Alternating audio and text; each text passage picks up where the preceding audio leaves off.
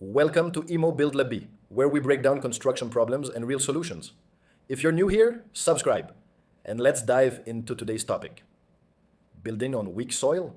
Here's the fix boom. You buy land, you're excited. Then someone casually says, this soil is weak.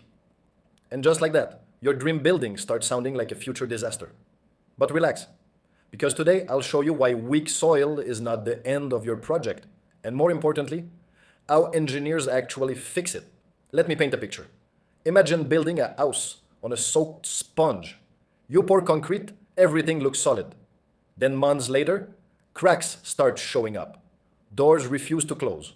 Floors begin to tilt like they're tired of standing straight. That's weak soil doing its thing. Weak soil simply means the ground cannot safely carry the weight of your building. It could be clay that swells when wet, loose sand that shifts under load, or soft organic soil that compresses like foam. And here's the scary part. Most building failures don't start from bad blocks or poor concrete. They start under the ground where nobody is looking. I've seen building crack not because the design was bad, but because the soil was ignored. Now, how do you even know soil is weak? Sometimes the land tells you. Water refuses to drain. The ground feels spongy when you walk on it. Nearby buildings have visible cracks or settlement. Other times, it lies to you. Everything looks fine until construction begins. That's why the smartest move before building is soil testing. A simple geotechnical test can tell you how strong the soil is, how deep the good soil is, and what type of foundation will actually survive there. Skipping this step is like driving at night with your headlights off. You might be fine, or you might crash hard. Now here's the good news. Weak soil doesn't mean don't build. It just means build smart. Let's talk solutions. One common fix is deeper foundations. Instead of resting your building on weak topsoil, engineers transfer the load deeper to stronger, more stable layers underground.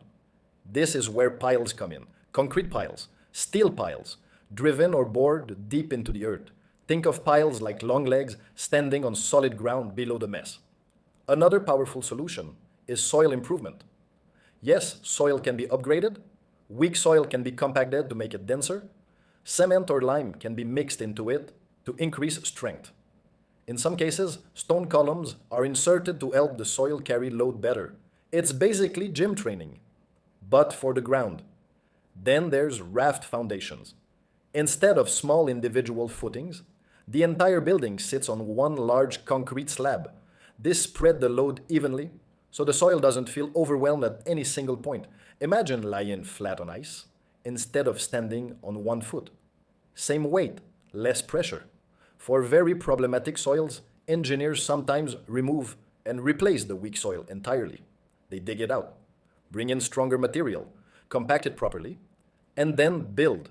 Yes, it costs more, but not as much as repairing a failing building later. Now, let me be very clear about something. Building on weak soil without proper design is not bravery. It's gambling, and the house always wins. Cracks won't show up immediately. They wait months, sometimes years. By the time they appear, the repair cost can be insane. Or worse, the building becomes unsafe. That's why the real fix is not just concrete or steel. The real fix is engineering judgment. A good engineer doesn't guess. They test. They calculate. They design specifically for that soil. So if you're planning to build and someone says, this land is weak, don't panic. Ask the right questions. Has soil testing been done? What foundation type is recommended?